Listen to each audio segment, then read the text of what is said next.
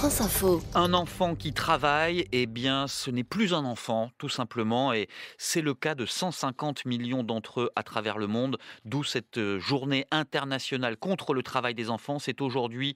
Camille Romain-Desbaux est avec nous sur France Info. Bonjour. Bonjour. Vous êtes la directrice générale de l'ONG Vision du Monde. Quels sont les pays qui acceptent, qui tolèrent encore le travail des enfants ? Alors, une bonne nouvelle, c'est que l'ensemble des pays qui participent à l'OIT ont ratifié la convention interdisant le travail des enfants et notamment les formes pires. Mais aujourd'hui, le problème, c'est que malgré les lois, malgré les dispositifs légaux, ce sont 160 millions petits garçons et petites filles qui travaillent encore dans le monde. Et on estime que d'ici la fin de l'année, c'est encore potentiellement 9 millions d'enfants supplémentaires qui vont se retrouver forcés à travailler et à quitter ainsi les bancs de l'école et à gréver très fortement leurs chances d'avenir. Vous avez cité l'OIT, qui est l'Organisation internationale du travail. Et dans les pays dont vous parlez, est-ce que c'est vraiment la loi qui admet le travail des enfants, ou alors des usages qui ne sont pas forcément officiels ou légaux, même s'ils sont tolérés ?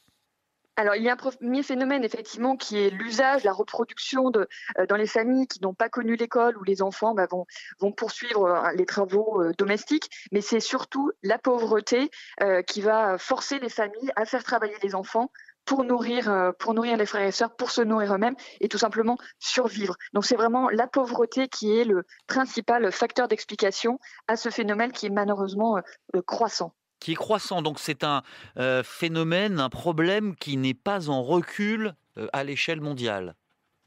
On a observé sur un temps long, sur 20 ans, des progrès et c'était vraiment très encourageant. Mais ces 4 dernières années, et en particulier les années de la pandémie, ont montré une reprise des phénomènes de violence faite aux enfants et notamment de la reprise du travail des enfants.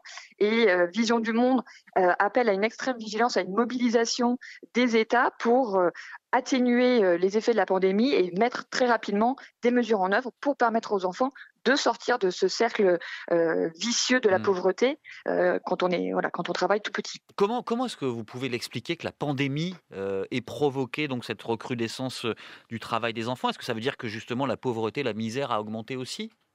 Tout à fait. Une des conséquences très directes de la pandémie de Covid, c'est la reprise, la hausse de la très grande pauvreté et de la précarité pour les foyers les plus vulnérables.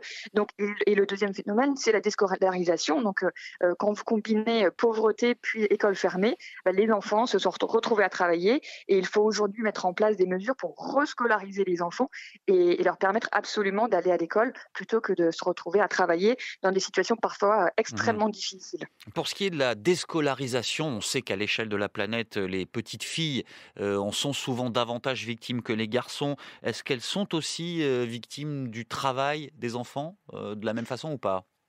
Je dirais qu'elles sont victimes des pires formes de travail et même je dirais d'exploitation, c'est-à-dire que les petites filles se retrouvent servantes, domestiques, parfois aussi elles se retrouvent forcées à avoir des activités sexuelles. Elles se retrouvent dans des formes d'esclavage qui sont vraiment des pires formes d'exploitation des enfants et qui ont des conséquences bien sûr physiques, mais aussi mentales et psychiques qui vont abîmer ces enfants pour toute leur vie. Vous parliez des alertes que vous lancez avec votre ONG Vision du Monde, Camille Romain-Desbaux. Quel est le travail que vous faites précisément avec cette organisation ?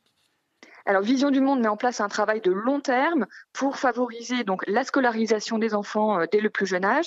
Donc, ça passe par un soutien aux familles les plus vulnérables à travers des programmes de renforcement des moyens de subsistance des familles, donc des projets agricoles, d'accès à l'eau potable, mais également des projets qui vont permettre l'accès, bien sûr, à l'éducation. Et on fait énormément de travail aussi sur la prévention des violences faites aux enfants pour faire en sorte que chaque petit garçon et chaque petite fille puissent aller à l'école. Et on va avoir un travail après, je dirais, plus d'influence auprès des États pour qu'ils prennent soin de leurs enfants en poussant pour que les États enregistrent les enfants à la naissance. C'est vraiment un sésame aussi pour protéger les enfants du travail et de l'exploitation et faire en sorte voilà, que chaque enfant ait la chance de vivre sa vie.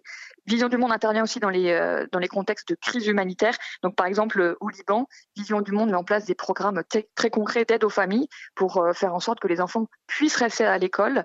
Donc, on fait du cash for food, par exemple. Les familles sont aidées très concrètement avec de la nourriture Hmm. et ce qui permet aux enfants de rester à l'école. Vous dites que vous travaillez au niveau des États. Est-ce que c'est plutôt à cet échelon-là qu'il vous semble utile effectivement d'agir plutôt que d'avoir des législations internationales qui finalement ne sont pas forcément appliquées? Je dirais c'est au niveau de l'État et puis après un niveau très local.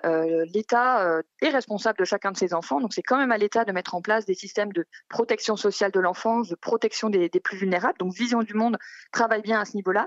Et puis après, je dirais c'est auprès des plus pauvres, des oubliés des États aussi qu'il faut agir. Ces personnes qui sont loin de toutes les infrastructures de base, hein, même de santé, de toilettes, d'écoles.